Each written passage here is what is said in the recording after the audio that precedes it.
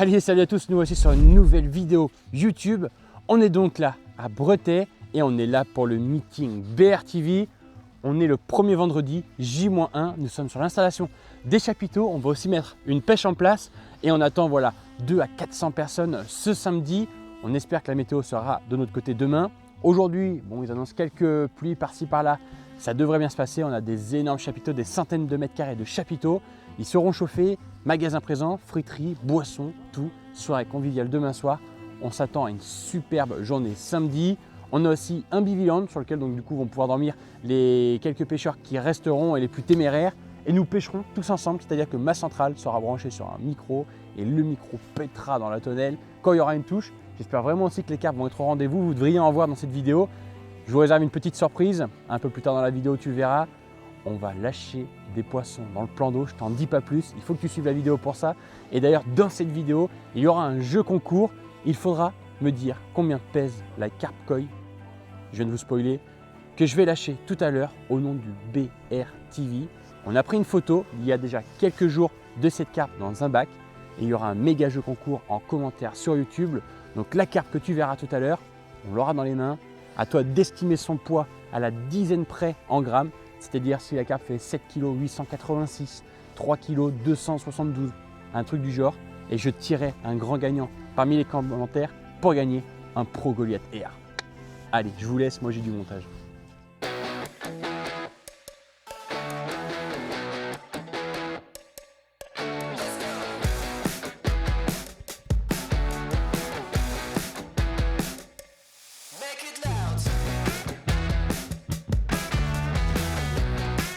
Un instant. On venait de dire en plus qu'il fallait mettre les piles, taré. Il y a poisson. Oui, poisson.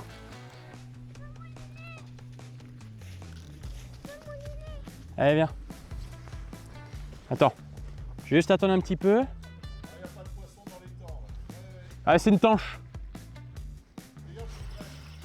Regarde, on reclipe, Aaron. Allez, tiens, vas-y. C'est bon? Doucement. Va doucement. Doucement. Baisse la canne. Hop, stop. Vers le haut, tout doucement, tout doucement.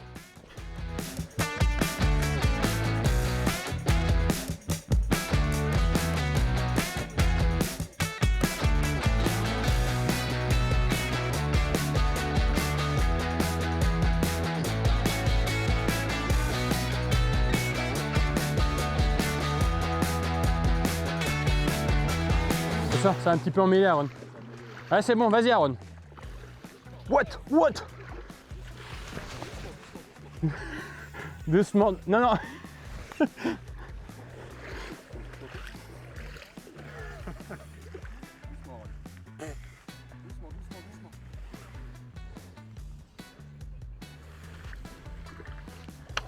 Oh. Décroché, Aaron. Oh non, je crois que tu as tiré un peu fort. C'est pas grave, Aaron, on a décroché la première. Oh non. Je crois que tu as été un peu bourrin, non? Mais c'est pas grave, Aaron, on s'en fout, on va en faire d'autres touches. Donne, je vais relancer. Mais c'est une petite, de toute façon, une 5 kg. C'est pas grave, on s'en fout. Mais c'est pas grave. Petite pop-up maïs doux, ceux qui veulent acheter des pots de pop-up maïs doux. Ah, t'as tiré un peu fort là, Aaron. Bon allez, on est sur l'étang de Breteix, on est en pleine installation comme tu peux le voir. Des barnums, donc on vous attend et bien pour le coup demain, hein, pour tous ceux qui verront cette vidéo, on vous aura attendu. Et ça va être une belle journée, je l'espère demain. En tout cas, comme vous pouvez le voir, on fait les touches nous. Et là on utilise donc les petites pop-up maïs doux, les petites pop-up jaunes là. En fait je mets ça simplement avec un stick de micro-pellet ou alors d'Antarctic krill là notamment. Et ça fait les poissons, puisque c'est quand même la deuxième touche là en 30 minutes depuis que j'ai amorcé. Aaron, attends, t'es pris dans le truc là. Il y a une ligne là. Attends, je vais aller.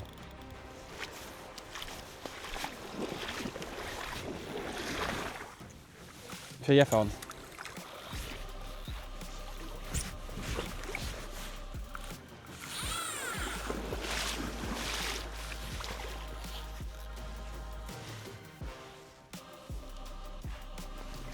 Elle est sacrément grosse, hein.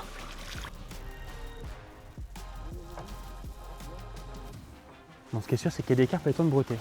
Et ce qui est bien, c'est que pour la Ligue BR'TV, on ne devrait pas s'ennuyer. Il y a 2 week-ends ici. L'étang est vraiment sympa. Là, il manque un tout petit peu d'eau encore. Et là, je pense qu'on a vraiment un poisson qui a l'air correct. Alors, quand je dis ça, c'est que je ne suis pas habitué à sortir des poissons de plus de 10 tout au long de l'année. Et là, pour le coup, les cannes sont bien cintrées.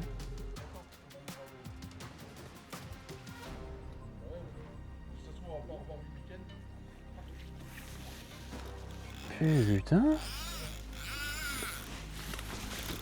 Ça fait mon costaud de celle-là. Pas les pins d'1 kilo, ça.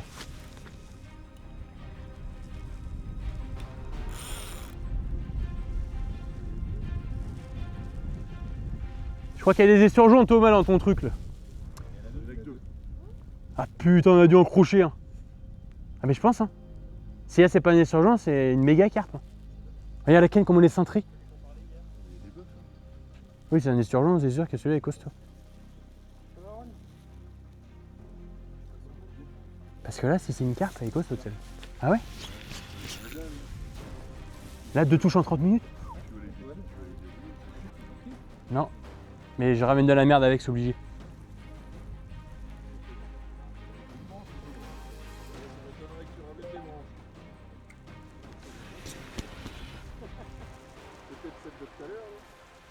Ah là, je l'ai agrippé par le dos alors. Seul. Puis je dis ça, ça va être une ragnole. Oui. Bon, ça faisait longtemps que j'avais pas senti un poisson si beau. Alors, le poisson est à quelques mètres devant. On est avec tout le monde en train de se dire quel poids peut faire ce poisson. Peut-être bien que ça va faire 10 kilos, mais... Hein? Et là, je te jure, soit je ramène une branche avec.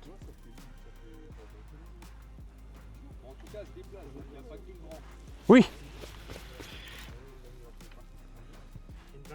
Ouais, c'est sûr que je suis... Hop, t'as vu, je suis accroché avec un truc. Non, mais je suis accroché à une merde avec.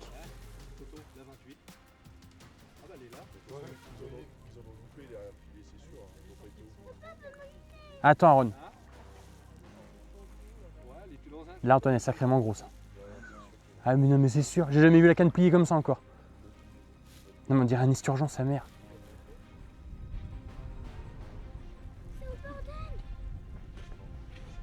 Non, mais attends, là, Aaron, c'est sérieux, là.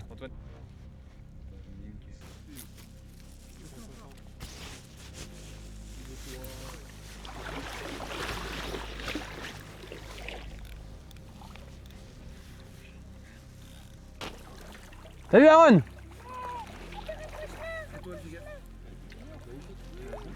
Bon, faut savoir qu'à Breteix, il y a 2 esturgeons.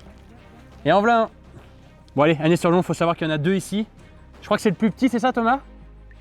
Voilà, c'est le bébé. Mais bon, la petite pop-up maïs douce, ça lui a bien plu. On va vite le remettre à l'eau. Et je crois qu'Aaron, c'est la première fois que t'en vois un, non? Allez, on le remet à l'eau. Et on va essayer de faire une carte cette fois-ci. Allez.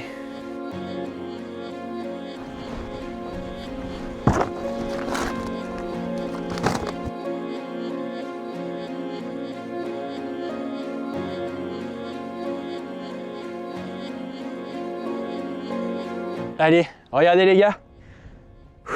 Petite carpe koi qui s'appelle BR'TV.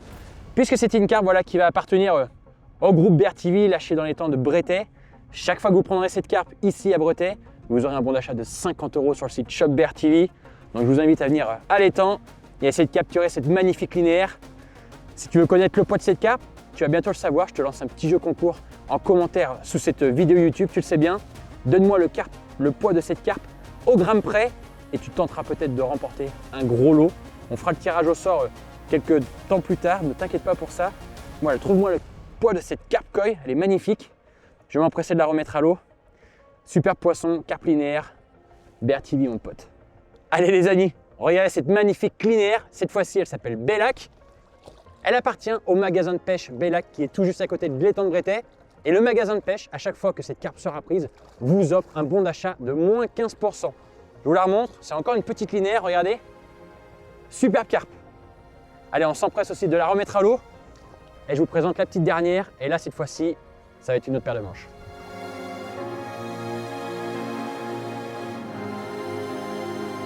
Et la troisième, regardez un peu cette couleur incroyable. Celle-ci, elle s'appelle Breteix. Et grâce à cette cape, si vous la prenez, vous avez un 24 heures offert sur l'étang pour une personne sur le poste de ton choix, à la période de ton choix. Si ça, c'est pas un joli cadeau. Merci à Thomas, en tout cas, de nous accueillir sur son magnifique plan d'eau. Il y a environ 500 capes. Vous le savez, on avait fait une petite vidange ici. D'ailleurs, tu peux retrouver la vidéo en description très rapidement. Tu vas sous la vidéo et tu trouves ça. Mais regardez cette superbe carpe. Ça fait 3 nouvelles carpes dans l'étang. On espère vraiment que vous allez venir les pêcher. Il y reste d'autres coilles aussi à l'intérieur qu'on avait pu trouver lors de la vidange. En tout cas, ces 3 carpes-là viendront égayer le séjour de nos amis pêcheurs. Allez, on va vite la remettre aussi avec ses congénères. Et on va aller s'empresser de faire une touche puisque j'ai laissé les cannes à 20 pêcheurs cet après-midi. Ils n'ont pas fait une carpe, les pauvres. Donc, je vais leur montrer un peu comment faire des poissons. Et on s'active. D'ailleurs, on va essayer de faire pêcher Carlos, qui est juste derrière là. C'est le pêcheur des pays du sud là-bas. On va voir comment ça pêche et on va les manger après parce que j'ai la dalle. Allez, zou!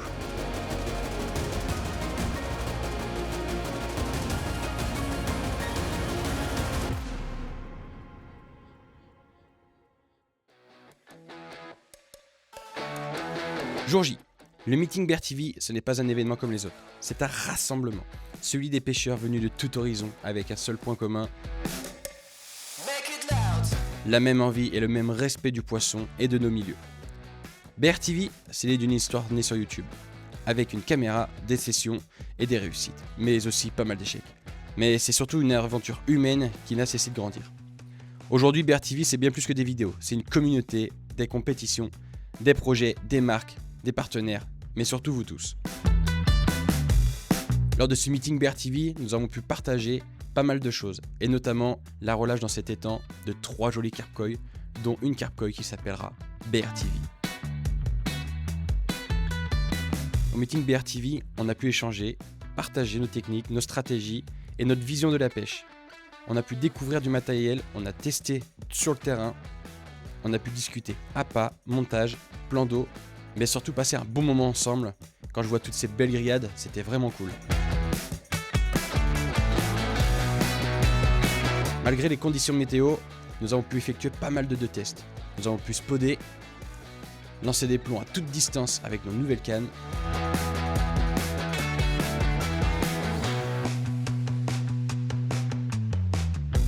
Et ce qui est bien, c'est que tout le monde accrochait dedans. L'après-midi, nous avons eu la visite de mon ami Julien Filleul qui est venu aussi parler stratégie avec vous et vous donner, vous le verrez, beaucoup de conseils.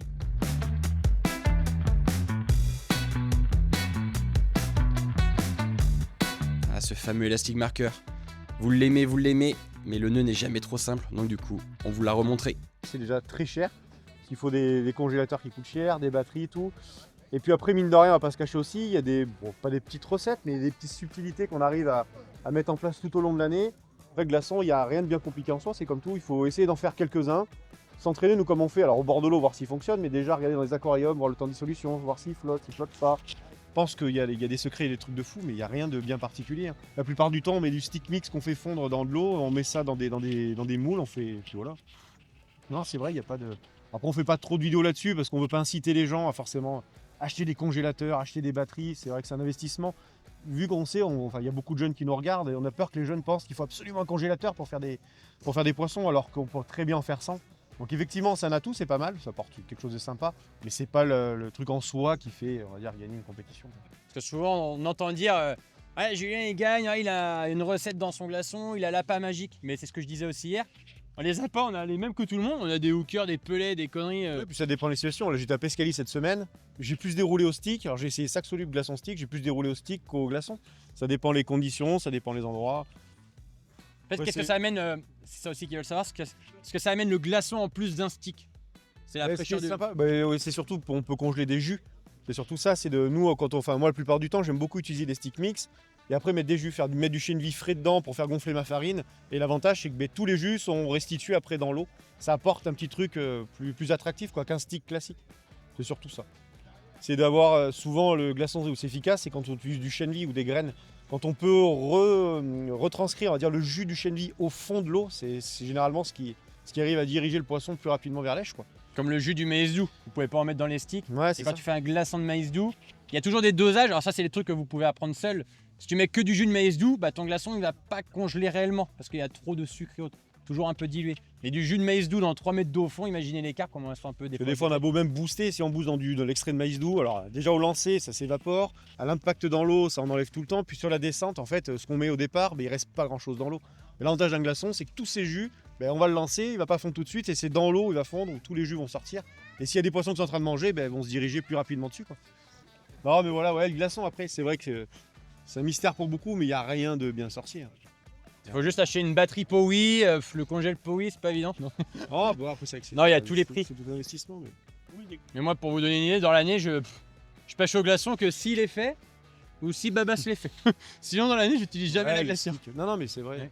Après, le glaciaire, c'est pareil, c'est fastidieux. Alors, il y en a, ils les font sur place. Moi, j'aime bien les préparer à l'avance. Donc, ça demande peut-être 2 jours de préparation avant. Garder un petit coin dans son congélateur que madame veut bien nous laisser. Et puis après, c'est un truc. Faut essayer, après, faut essayer plein de choses. Je faisais des questions pertinentes sur les glaçons. Tant que Julien est là, qu'on le tient, il va partir ce soir. Est-ce que vous avez des questions sur n'importe quoi? Des compétitions, du fil, n'importe. On parlait aussi, je leur parlais du fil illusion, que pour moi c'était le meilleur en 39 centièmes. Ouais, là pour les congèles. Oui. Il est assez. Ce qui est bien, c'est qu'il est rigide. Et en plus de ça, il est très résistant. Parce que des fois, à diamètre équivalent, il faut monter. On a quelque chose de beaucoup plus raide. Et c'est vrai qu'en 39 centièmes, il est résistant, rigide, mais pas trop. Ou à l'impact, en fait, tu as le nœud qui pète parce qu'il est trop froid, trop resté dans le congèle. Et c'est vrai qu'avec l'illusion, pour le coup, jamais eu de problème, quoi. Non. Alors après, quand tu pêches au glaçon, si on veut pas que le badline se casse, en général, ce qu'il faut utiliser, c'est des badlines coulissants ou semi-coulissants. Parce que quand à l'impact dans l'eau, si on n'est pas bien clippé, parce qu'en fait, le glaçon, ça fait souvent un effet parachute. Et quand ça tombe dans l'eau, que ça puisse dégrafer en fait le badline. Parce que souvent, si on a un plomb fixe, quand on veut faire autoferrant, des fois, on met la petite tétine dans les mérillons.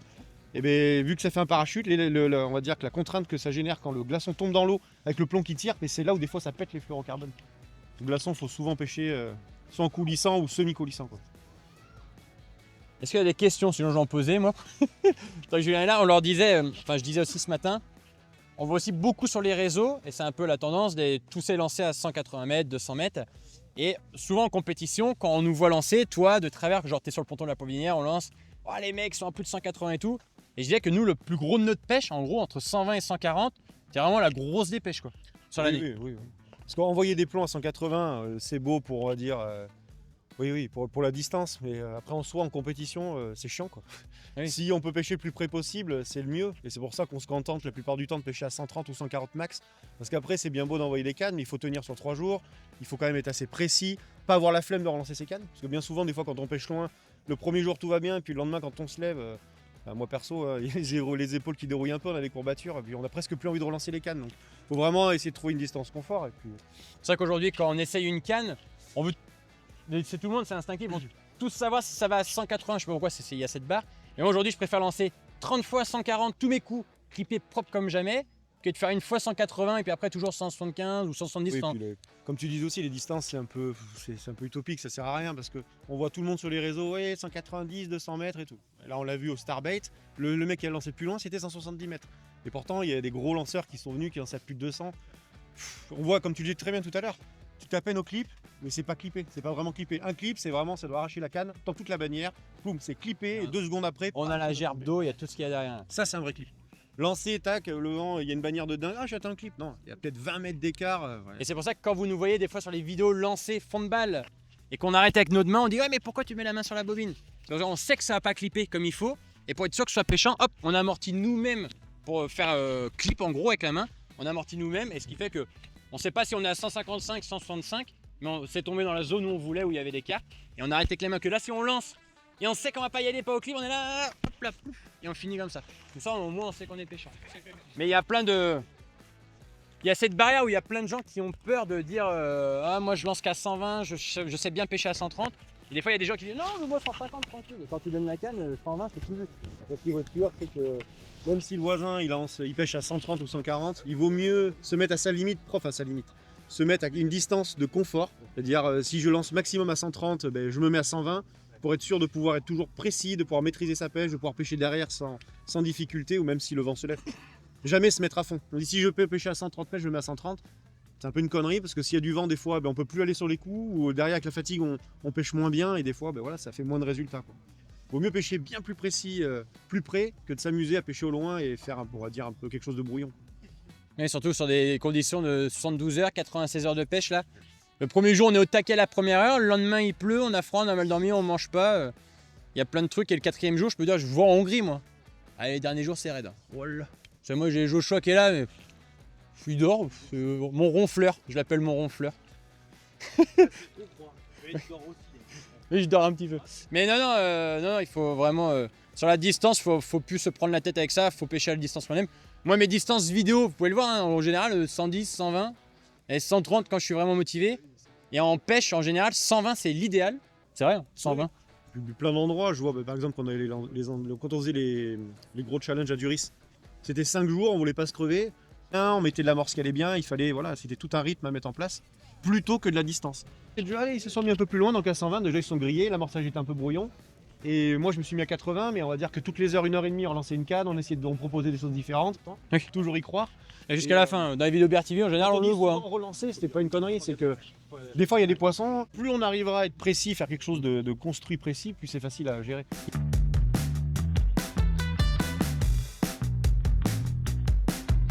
Je vais vous montrer donc un truc, mais c'est très bête, hein, c'est peut-être connu de plein d'entre vous. Oh tiens, là, c'est un montage, ça c'est un vrai Derrick pour le coup. Bon. En gros, moi je pêche toujours donc, avec des anneaux. Je préfère les anneaux aux micro-mirions. Parce que quand on va mettre des micro-mirions dans des pop-up, bon celles-là elles sont très douces parce qu'elles sortent à l'instant du pot. Et des fois on a des pop-up ou on a des pelets qui sont percés. Et vous savez quand on met dans un micro-mirion, soit ça pète, ou soit alors on le laisse en haut du micro-mirion. C'est-à-dire que tu as encore l'épaisseur du micro-mirion. Vraiment que l'èche soit au niveau de cette première rondelle. Mais il ne faut pas non plus qu'elle vienne toucher la rondelle. Ouais, je mets toujours des rondelles. Bon là c'est un montage un peu particulier, pour le coup c'est un vrai Derrick. Et ce qu'il faut faire, c'est ne jamais enfoncer la pop-up, vous voyez, à venir la tenir dans la rondelle comme ça sert à rien.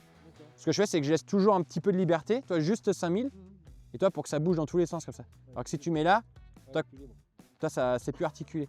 Toujours laisser comme ça, ton hameçon lui pivote sans que ton èche ou autre, toi il bouge. Toi, tu peux pas t'en mêler, ça fera rien dans l'eau.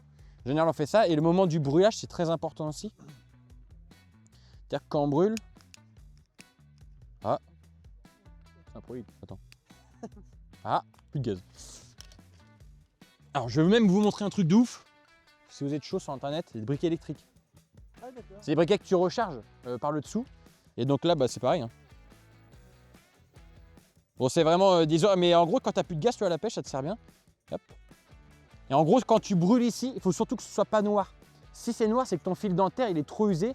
Et c'est vrai que quand tu vas lancer, s'il est trop brûlé, ça peut péter. Et quand tu pêches loin, des fois tu lances et tu reviens, tu dis oh putain, j'ai plus de pelet. Et des fois ton pelet il peut s'être barré même à l'impact. Donc tu as resté 1 heure sans pêcher. Vraiment voilà qu'il soit un peu transparent. Et soit vous le faites avec votre doigt si vous n'êtes pas chochotte. Mais sinon voilà avec le cul du briquet, vous voyez bon il y a plein de traces. Avec le cul du briquet en fin de compte ça le fait bien. Et voilà bien l'aplatir, la forme de la pop-up, pas qu'il y ait un truc bizarre ou autre. Et là après vous êtes pêchant tranquille. Et là bon après tu fais le petit stick. Est-ce que j'ai de quoi faire un stick ici? Hop. Et toi là j'ai fait avec des sticks comme ça cette nuit. Micro-pelet. Alors l'hiver, le micro-pelet c'est bien parce que ça se dissout un peu plus vite. Là, il n'y a pas de brème, il n'y a plus de gardon, on a quasiment tout enlevé, donc on peut se permettre ça. Mais là... Ouais, c'est ça. Et il y a beaucoup de choses feeder qu'on utilise pour la carpe maintenant, tous les petites dumbbells et tout. Pareil, quand vous faites votre stick, faites les 2 nœuds à suivre. Hop, comme ça vous ne perdez pas de stick. Et après tu rattaques, tu vois. Et normalement, un stick même pas 10 secondes, c'est torché, tu vois. Bien tendre, faut pas qu'il soit trop mou. C'est ça, hop. Alors imagine ceux qui vendent et qui les font à la main, ils doivent se faire chier. En gros, tu as un petit stick de vin, et après tu viens de l'enquiller. Et je vais essayer de vous montrer un autre stick, je vois que j'ai l'aiguille en plus. Parce que je l'ai montré plusieurs fois en vidéo, vous savez, le montage qu'on met à l'intérieur d'un stick. Pour pas péter votre stick, bien mettre vos doigts à chaque fois, bien proprement le long, ça évite d'écourter les sticks. Hop. Et là quand tu mets ça dans l'eau, ça va faire miche-tour, regarde. Et là comme ça en fait, quand tu enfiles comme ça, bah là ton stick, il va s'éclater et ta bille elle va arriver pile au milieu. Alors que si tu mets ta bille, tu sais au bout de l'hameçon comme on fait en général à l'arrache, bah lui ton stick il est là quand ta bille, elle est ici toute seule. Et des fois les carpes elles arrivent, elles avalent l'attacher de stick et ta bille elle la laisse. Mais là tu vois ça va bien se machiner, ça va faire propre. Et on va essayer, on va faire plusieurs trucs différents. On va mettre dans l'eau là, comme elle est claire, on va en profiter. Yep là, regarde, on va en accrocher un comme ça. Ça c'est le truc qu'on fait tous souvent, tu vois. Tu vois, on voit déjà presque la différence de ce que je viens de faire. Tu vois la bille comment elle est complètement à côté là. Et normalement ça devrait, on va voir une petite différence. Alors c'est ce que je vais vous montrer, c'est pas révolutionnaire. J'ai fait une vidéo, les mecs étaient choqués. Mais en fait c'est... Il faut avoir le coup de main pour le faire, il faut avoir l'aiguille exprès. Alors je vois que j'en ai une mais je sais qu'elle n'est pas en très bel état. Et ça, ce montage-là, il est bien quand tu as des herbiers, quand tu pêches dans les nénufs et que tu n'es pas pêcheur de glaçons.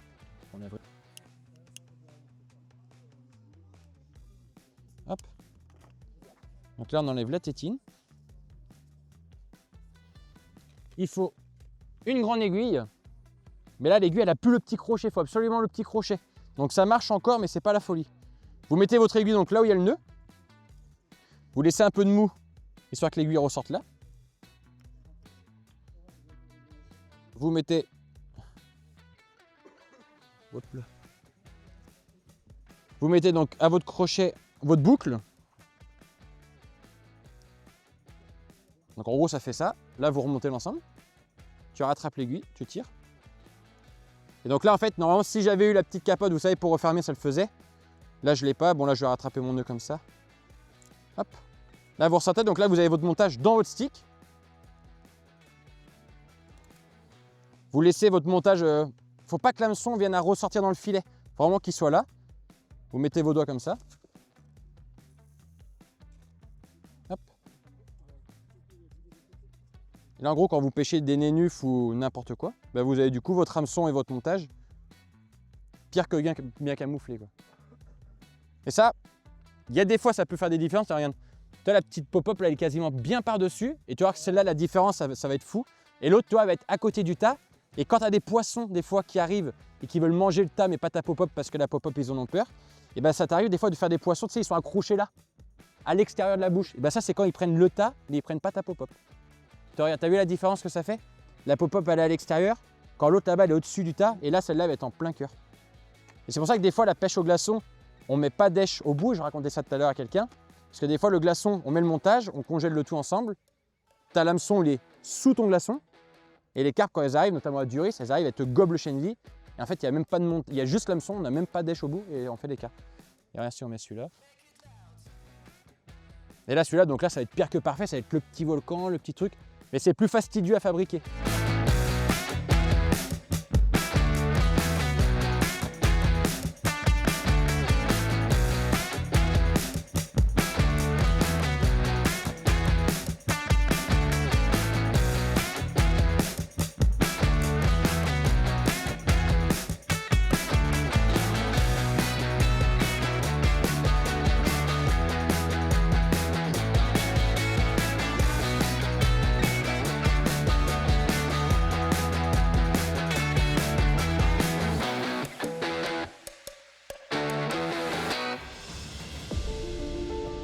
Allez, regardez les gars, on est dimanche matin. Pour ceux qui étaient là ce samedi, c'est la carpe, c'est la canne qu'on avait posée tout au fond là-bas, où on a eu une petite galère. D'ailleurs, pensez à toi qui a été dans l'eau récupérer le fil qui avait cassé au niveau de la jonction. Donc grâce à toi, on a pu faire donc cette carpe qui doit faire dans les 14 kg. Elle a une bouche incroyable sur une petite pop-up maïs doux pour le coup. Donc ça vient clôturer ce petit meeting BR'TV. On est dimanche matin. Les plus téméraires sont restés. C'est vrai que le temps n'est pas de la partie pour nous. Peut-être qu'on réécrira ça, mais sur un mois de juillet, ce sera peut-être plus convivial et plus chaleureux pour aller se baigner dans l'eau. En tout cas, voilà, super poisson à l'étang de Breteix. Je vous invite donc à venir faire des pêches ici. Vous le savez, il y a des carcoilles à pêcher. Et grâce à ça, vous avez 15% chez Bélac Pêche, juste à ma droite. On a une petite pêche aussi offerte chez Thomas, qui est derrière l'appareil. Et moi, un petit bon achat de 50 €. J'espère que la mienne va mourir dans peu de jours. Voilà, super carpe. Bon allez, on va vite la remettre à l'eau. Et on va essayer peut-être d'en faire d'autres, mais j'ai peu d'espérance parce que là, on est en train de lancer les cannes. On est en train d'essayer les tatsuki. En tout cas, super poisson.